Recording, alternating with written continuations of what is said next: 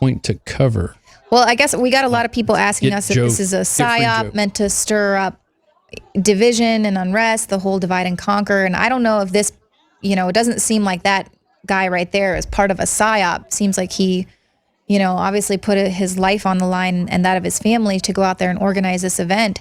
But situations like this absolutely are going to divide the country. The country is divided on this. And that's why you have Americans who have gone out here to say enough is enough.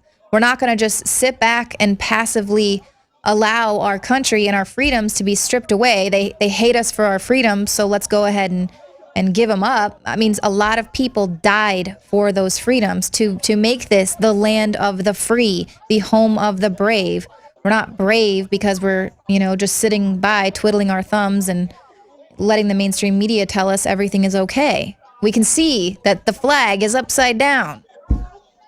Leanne, I would also add, too, that this is just one aspect of the attack on freedom of speech. We see really, it's not a violent attack that you get hit with if you go to the universities. It's a very subtle attack, but it can be devastating to people nevertheless. And so we need to understand all the different spectrums which this attack on freedom of speech is coming after people saying that your speech is hateful, your speech offends me, so you need to be silenced. Mm-hmm. We cannot allow that. And it doesn't matter whether it's a mosque, and of course this is the worst case example of it. So maybe this is a good point for us to step back and say, what's the principle involved here? And then take that principle to other areas where they're not threatening to kill you, but they're threatening to destroy your business, destroy your personal life, fine you perhaps, because we've seen this in other countries where they say you can get excessive fines for hate speech. David, you probably recognize this name, Geert Wilders. He wrote a book, I guess, called March for Death, Islam's War Against the West and Me. Somebody tweeted this. That was the guy that was with Pamela Geller, right? You have to read. Is he with He's from Holland or the Netherlands. Yeah. He's from the Netherlands. Yeah, and they've had a fatwa on him for a long time, trying to kill him wherever he is. So everywhere he goes, he's got to watch out where he goes. That speaks volumes right there as to what's going on with this. So there's a lot of people I hate. Yeah. I just ignore them or block them on Twitter. Exactly. I try not to hate anyone. Islam is not, the guy who sent this also said Islam is not here to assimilate. Well, you know what? We're not asking them to assimilate, but don't get in our business and we won't get in your business. How's that? Well, I see someone there with a poster. It says Sharia law is not in alignment with the Constitution. And that's exactly it. And there's the other question there is, you can't come here and have your own laws that are above the Constitution. No one else Just doesn't work. Immigrates to America gets to come here and say, well, this is how we did it in my country. That's not how it works. I've looked into moving to other countries. I don't get to go there and go change how they do things there. I have to assimilate. It's the same thing here. You don't get to. And so that's the big question is, what sort of authoritarian government would be appreciative of allowing something like this to start stripping away at people's? Don't offend them because they'll blow up the they don't like metro station. Better not get under their skin. And it says a lot because they allow ISIS to get away with destroying ancient cities and things like that in the Middle East. They're arming them. They're allowing them to take down Ramadi there in Iraq that we've got. Oh, what do we have? Biggs back? Oh, he's just saying.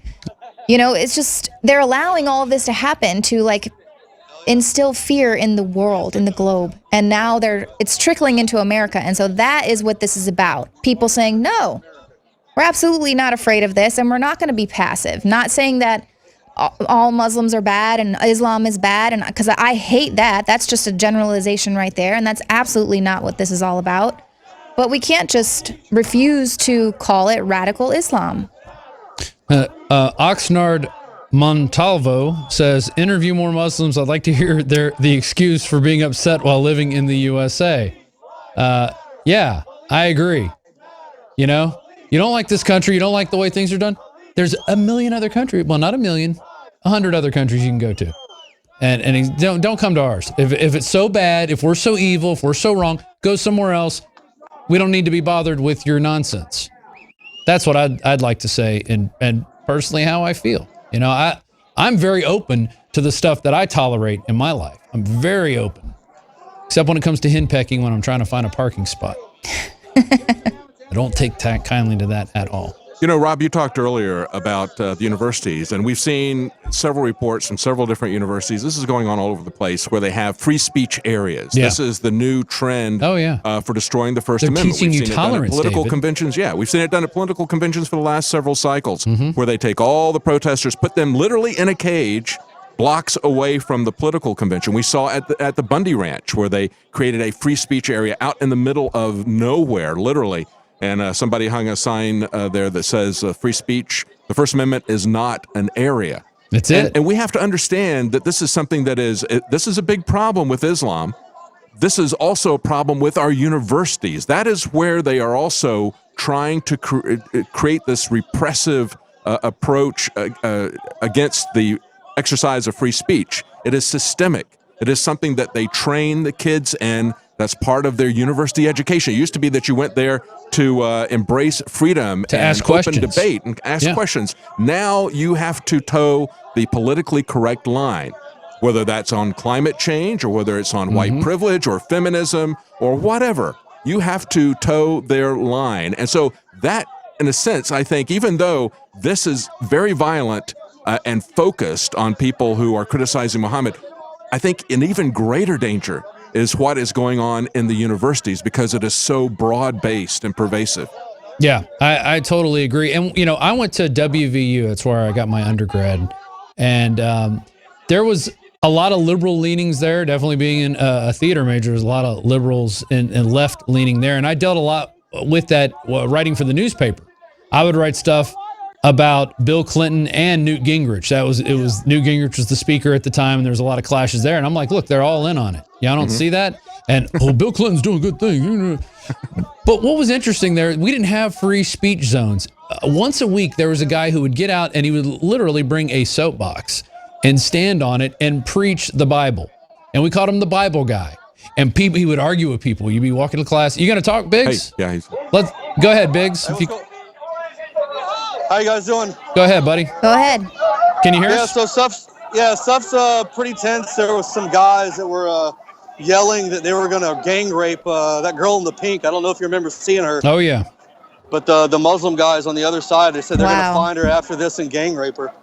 Wow. Jeez. That sounds peaceful. Yeah, it was very peaceful. So, I mean, that's the kind of stuff that's going on. It's pretty out of control at this point. I mean, what there's a an lot of insane threat screaming and yelling, to make. and everyone's making threats that, hey, once the police leave, once it gets dark, it's going to be on. So it seems like there's a lot Well, of the people police who aren't going decided to to come out leave. here. Yeah. Well, yeah, I know, but it's just people angry and talking, and who knows what'll happen. Are you able to go and speak to any of the people there at the fence? As far as, people on our side? No, Well, on the they're- Muslim side, on the where it says Muslim private side, they're- property. Yeah, they're No, they're yeah, I over there can't get talking over to people on the fence. I saw you. I saw you with your camera close. Well, yeah, they're kind of close. Yeah, they're screaming. They're screaming over it. I mean, it's very vulgar language. So if I That's get all by right. and you guys are live, Hey, it's freedom of speech, Biggs. Freedom of speech. We can well, take doesn't it. bother me, This then. isn't the radio. We don't have to worry about the FCC. Yeah. So It's streaming over the internet. yeah, into the interwebs. This Right. is. So you know we kicked it before, right? You know we're chill, right? So when you have your So this lady right here, she's been yelling for a while at them, and then they go back and forth. okay, that's what I'm saying. So chill with that shit.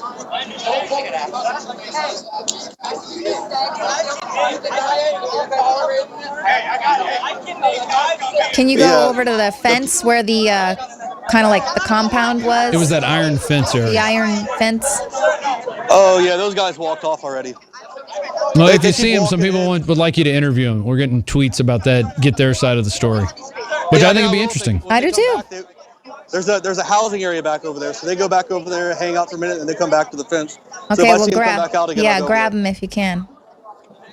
there. But if you can see the people over here straight across in that like tie-dye looking shirt, Yeah. he's the one that's been making the threats. Oh, then really? his old He group looked like right he was there. trying to wave you down a second ago.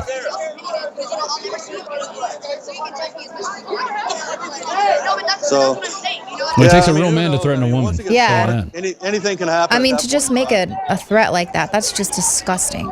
You know, Robbie, you were talking about the people at your university, a guy who would get up and get on a soapbox. They actually have a speaker's corner in Hyde Park in the UK every Sunday.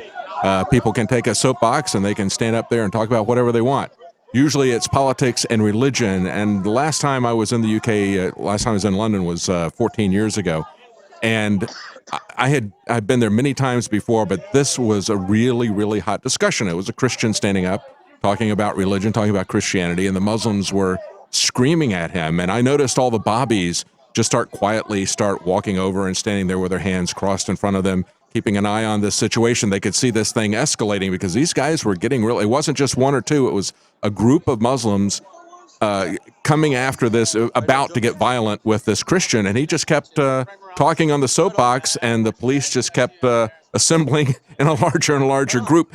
That's what it's fundamentally about. You cannot allow yourself to be intimidated, to get off of that soapbox, and the government has to stand there and defend that. That's what the First Amendment is for. It's not just, it says it's to keep Congress from making any laws to take it back, but it's also the responsibility of government to protect all of our rights, however they can. And that means that that's one of the very things that the government, the police, the law enforcement should be doing, and that is protecting people's free speech, just like I saw at Speaker's Corner in Hyde Park. And when the government isn't protecting it, you have the right to protect it with your Second Amendment. Absolutely. And that's what it's for. That is one of the biggest things we preach here, and Head Down Firearms is our big sponsor now, is our only firearms sponsor, and they're there. What do you got, Biggs? All right, so one thing I want you to notice is, look how there's a lot of empty space. Yeah. A lot of people on this side are starting to clear out, and the other side is getting much larger. Wow. How is it broken down between sides, would you say? It's changing right now, but how would you compare the size of the crowds? You say it's changing right now. How would you say it is? I would say they probably outnumber us by about 100 or so at this point now. Wow. And how many law enforcement are there? Let me see. 20, about 70 still. Oh, okay. Hey, what's the Marine's name again, like Joe? Any kind of road, any kind of road in this area that gets into this area has been blocked off from far back. You've got to drive way out and around, and then circle back, and then walk a good ways to even get out this way. And they did that, I'm assuming, to counter any type of VBID threat, because those tweets that came out a while back by some of those ISIS Twitter accounts saying that they weren't going to use bullets, that guns wouldn't stop an attack, which means that they were kind of hinting at some kind of explosion. So I think they took that into effect here and blocked off any kind of roadway that comes in here, so no cars can even get here. They blocked off every little area, so you have to come in on foot. So if anything does happen out here, it'll be from a person. It won't be by vehicle or anything like that. There's no parked vehicles there then? No, everything's far away. The only vehicles in the area are police. There's one big RV, but that's inside the Muslim compound area, right over here. And that's been there for, I don't know, the whole day so far. It's interesting that now the Muslims have cleared off from that fenced area where they were there earlier talking with people. You showed a little bit of people interacting there, and they weren't cussing each other out. They were talking and smiling.